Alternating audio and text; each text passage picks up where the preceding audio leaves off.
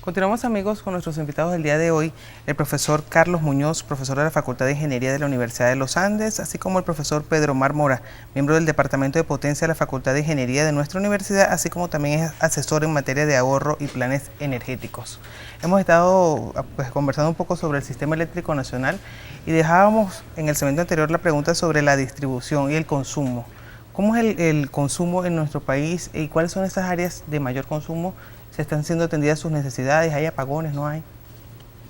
Si pudiésemos ver en este instante una diapositiva que se está presentando, para ver no la distribución, sino cómo la energía eléctrica en el país se está manejando desde el punto de vista de generación. Las gráficas que ustedes están observando se van a mantener constantes o casi constantes durante los años 2009, 2010, 2011, 2012, 2013. Es decir, prácticamente nuestra generación es casi hidráulica en su totalidad, 58, 59, 60% de nuestra generación es hidráulica, el térmico vapor en el segundo lugar con 16%, el ciclo combinado con 16%, 4.5 con térmicos a gas, y observen ustedes una pequeña franja, la menos oscura, anaranjada, del 4.5% que corresponde a esos motores de generación distribuida. Esos fueron los sistemas que colocó el país como emergencia, con una inversión muy fuerte en cuanto a la colocación, con unos, yo la palabra chanchullo casi no la uso, pero hay muchos esquemas donde hubo mucho la injerencia del control eléctrico cubano. Ellos manejan esta parte de térmicas de muy pequeña capacidad y asesoraron en su oportunidad al gobierno venezolano indicando que esa es la opción más favorable para salir del problema eléctrico nacional. Ahora, pero vimos ahí que, como tú dices, es una porción bien pequeña.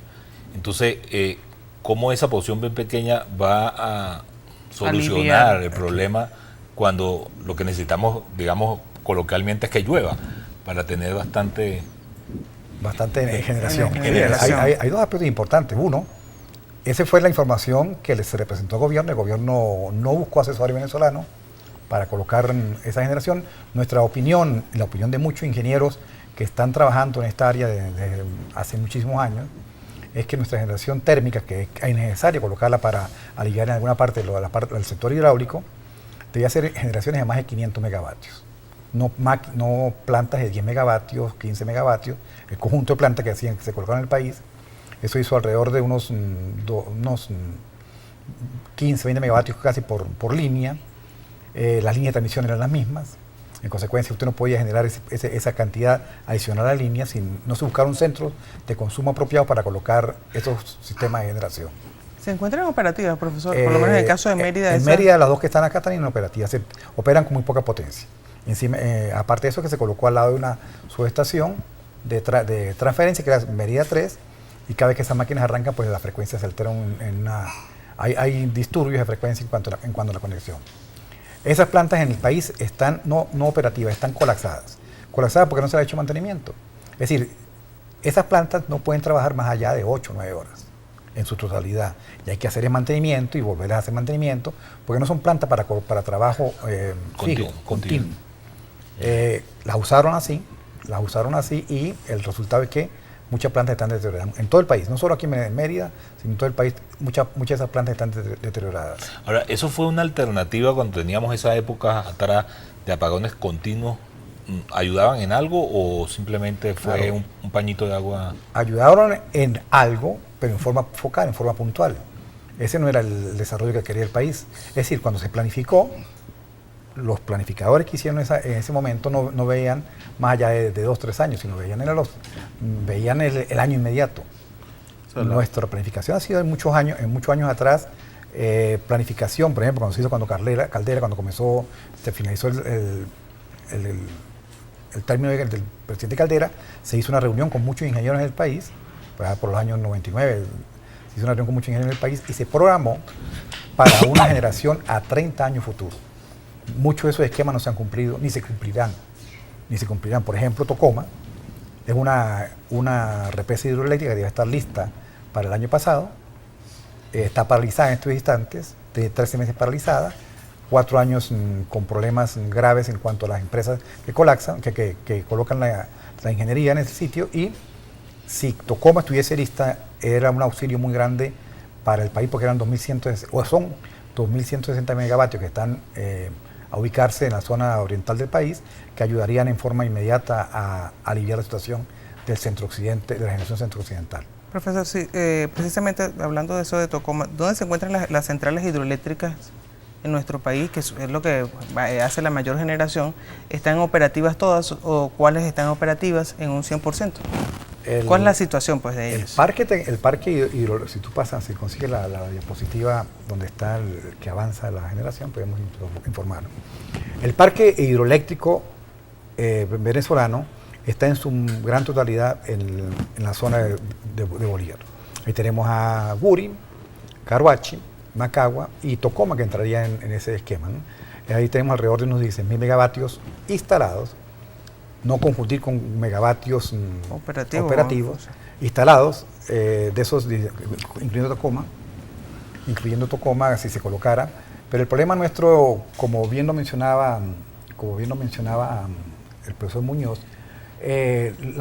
los triángulos invertidos que ven ustedes hacia el estado de Bolívar corresponden a todas las estaciones de generación hidroeléctricas que hay en la actualidad. Ahí está Guri, Caruachi, Macagua, y en blanco Tocoma porque no están conectadas. Y por el lado de occidental tenemos también Planta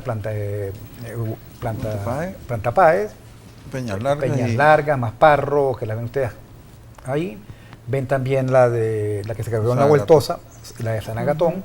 Esas plantas están en este instante generando en el occidente del país alrededor de unos 600, 700 megavatios, que conjugado con la parte térmica, estamos produciendo en este instante para el occidente del país alrededor de unos 900 megavatios. Es decir que, ¿con eso cubrimos? No, necesitamos interconexión, pero en menos valía que hace 8 o 9 meses.